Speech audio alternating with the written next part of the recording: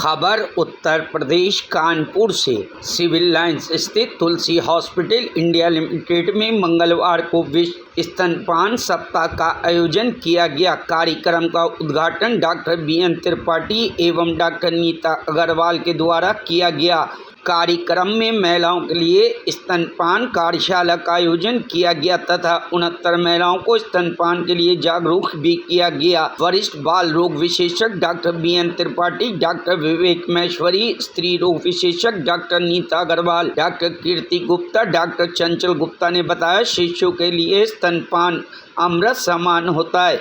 स्तनपान शिशु और माता का स्वास्थ्य बेहतर रखता है। इस अवसर पर महिला चिकित्सकों ने बताया कि गर्भवती महिलाओं को बच्चे के जन्म के बाद पतला गाढ़ा पीला दूध जो कि बच्चों के लिए अत्यंत लाभकारी होता है, उसे सभी महिलाओं को आवश्यक बच्चों को पिलाना चाहिए। कार्यक्रम में तुलसी हॉस्पिटल के CMD अमर शंकर गुप्ता तथा MD शेखर गुप्ता तथा डॉक्टर अनुराग केसरवानी ने कार्यक्रम में उपस्थित रहकर कार्यक्रम की शोभा बढ़ाई।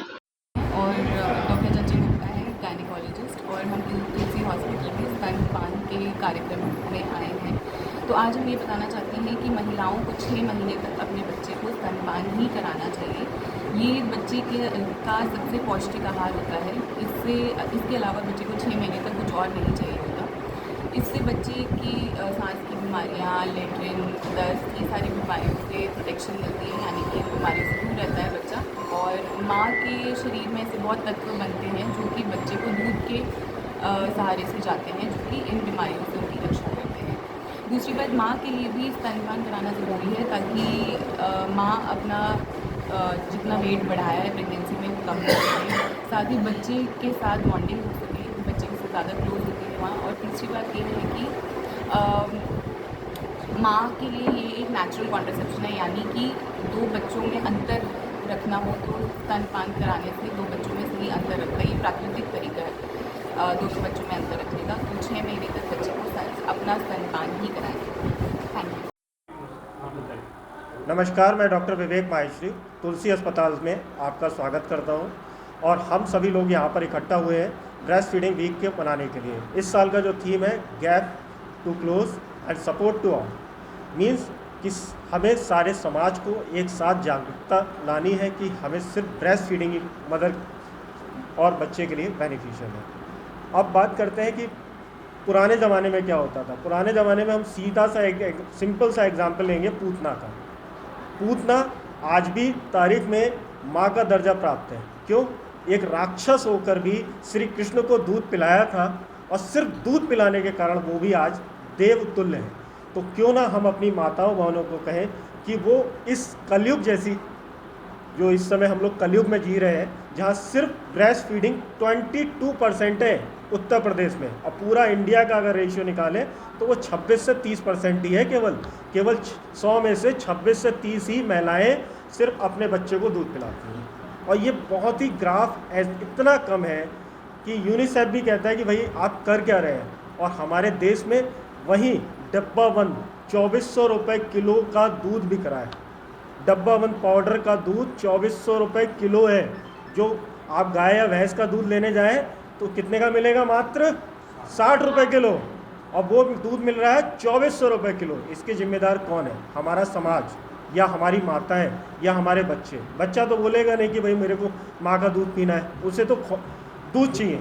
सिंपल सी बात है, उसे दूध चाहिए। तो हमारे इकोनॉमी पे बर्डन ना आए तो सबसे पहले ज़रूरी है माँ का दूध। सर, उन माँओं के लिए क्या संदेश है? उन माँओं के लिए हमें संदेश है, अगर वो चाहती है कि बुढ़ापे में उनका लाल या बिटिया उनका पालन करे, उससे लगाव रखे, तो उसको दूध पिलाना है। जो बच्चे, एक रिसर्च है, सिंपल सी रिसर्च है, जो बच्चे अपनी माँ का दूध पिए होते हैं वो बुढ़ापे में माँ का साथ देते हैं। जो बच्चे माँ का दूध पिए होते हैं उनकी IQ और बच्चों से तेज होती है। 2-3 का भी IQ का भी अगर फ़र्क आ गया, इट मीन्स कि वो कंपटीशन हर हाल में जीतेगा। और आज के टाइम में कंपटीशन का कितना बड़ा ज़माना है। जब माँ का ही दूध नहीं पिया होगा बच्चे ने, तो फिर क्या होने वाला है? ना IQ उसका डेवलप होगा, ना एंटीबॉडी डेवलप होंगी, एलर्जी से ही नहीं लड़ पाएंगे। कोरोना जैसी महामारी जो हमने देखी इस समाज में, उससे लड़ने का भी एक ही हथियार है, वो है माँ का दूध।